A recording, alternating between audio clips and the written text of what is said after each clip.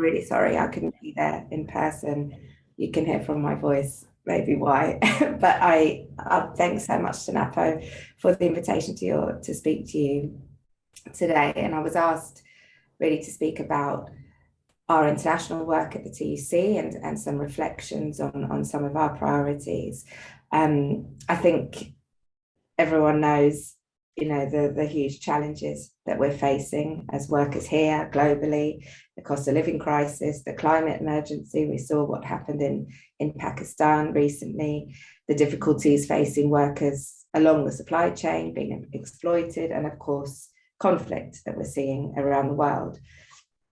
And we believe that all of these challenges are better met by working together across borders and by building an internationalist response on the principles of solidarity.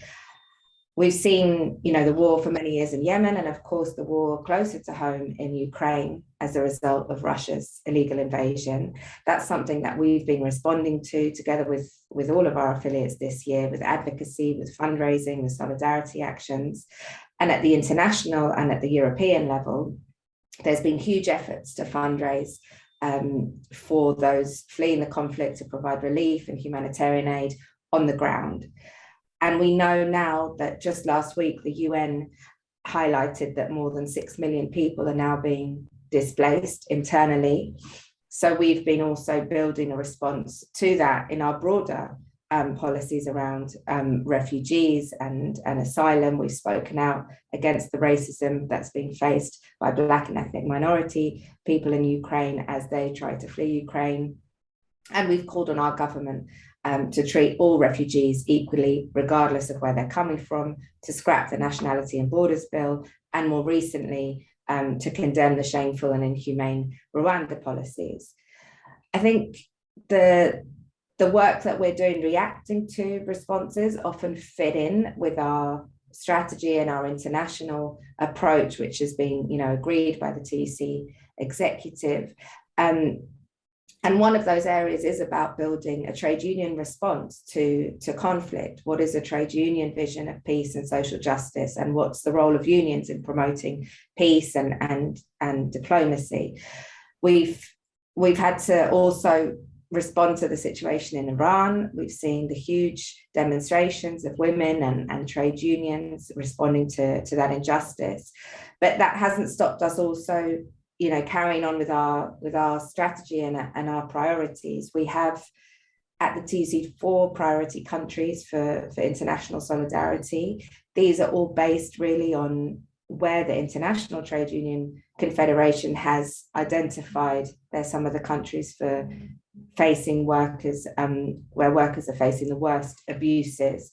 And those 4 countries are Brazil, Colombia, Turkey, and Palestine.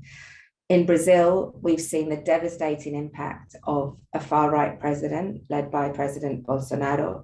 We've seen an attack on workers' rights, on Black and Indigenous communities, on women and LGBT communities, on the environment. And we're currently, as many of you will know, monitoring the election process in Brazil. We're hoping for a victory for Lula, the progressive candidate.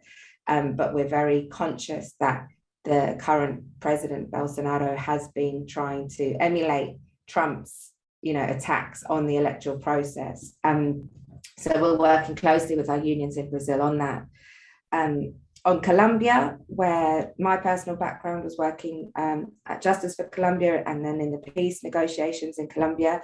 Many of you will know Colombia has been the most dangerous country in the world for decades for trade unionists, with thousands of trade unionists assassinated in recent years. We had the first ever progressive win there just some months ago. The first ever progressive candidate won as president, Gustavo Petro. And this has caused a huge amount of hope for the trade union movement, for the people of Colombia. We have the first ever Black female vice president. We have a former union leader as the Labour minister.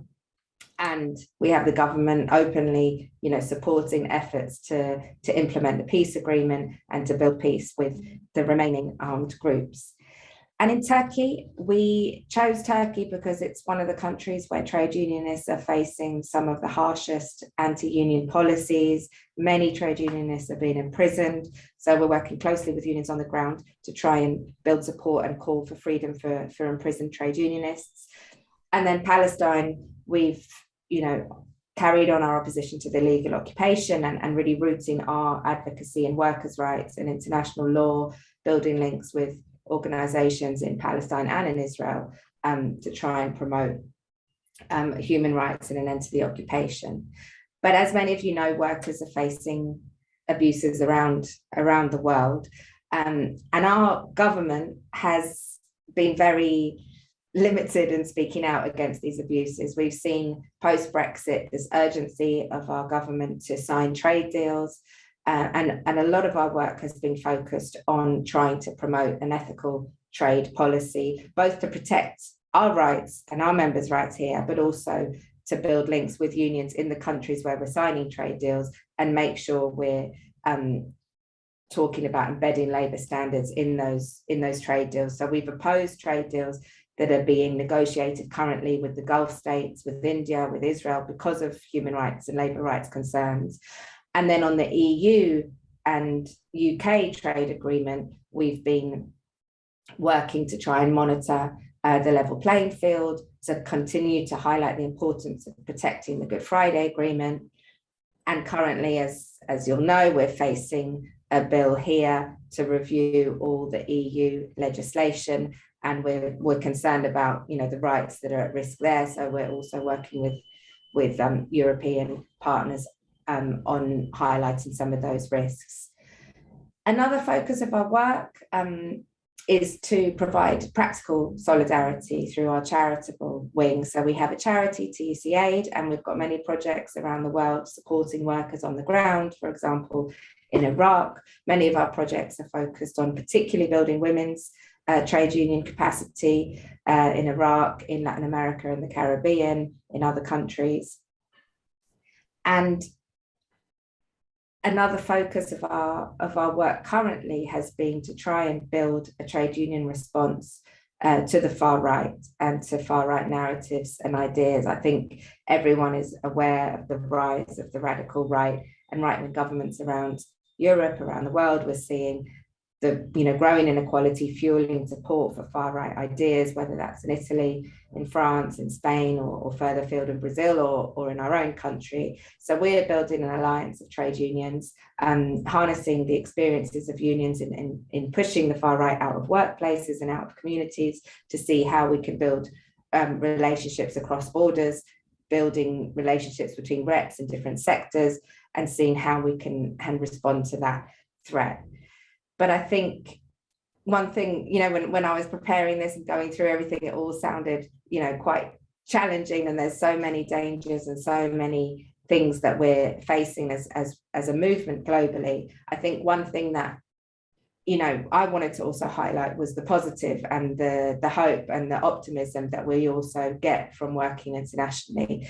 And I think often people might view international work as quite remote from our workplaces or our activity as reps, but I think internationalism has benefits. It's not just about solidarity with people facing more extreme circumstances, it's also about solidarity our way and learning from others' experiences and using that to push our domestic agenda. So one thing we've really focused on at the TUC in the last year is looking at where workers are winning globally, how we can use those examples to push our own agenda, to influence political representatives, and to build a optimistic alternative vision. So in the US, we've seen growing union organizing, we've seen people organizing and taking on huge corporations like Amazon, like Starbucks. We're seeing the influence of the trade union movement with the Democrat administration, seeing the president, Biden, talking about union rights, about the importance of joining the union. And we've been using that to try and influence our political representatives here.